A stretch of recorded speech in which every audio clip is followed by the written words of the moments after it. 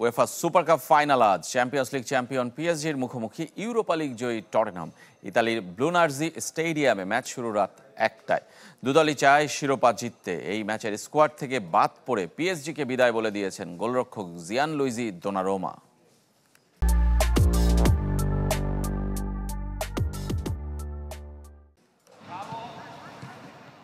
France England এক হয়েছে ইতালিতে।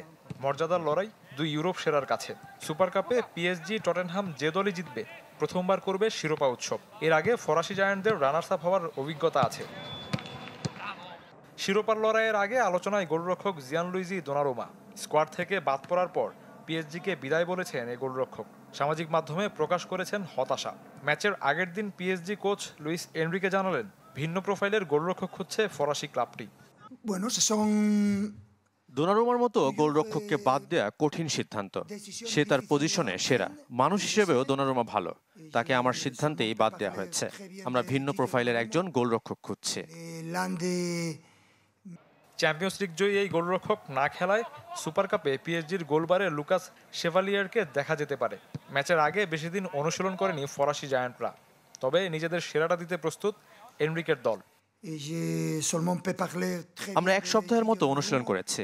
এটা কোনো অজুহাত হতে পারে না। আমরা সর্বোচ্চটা নিংড়ে দিয়ে খেলব।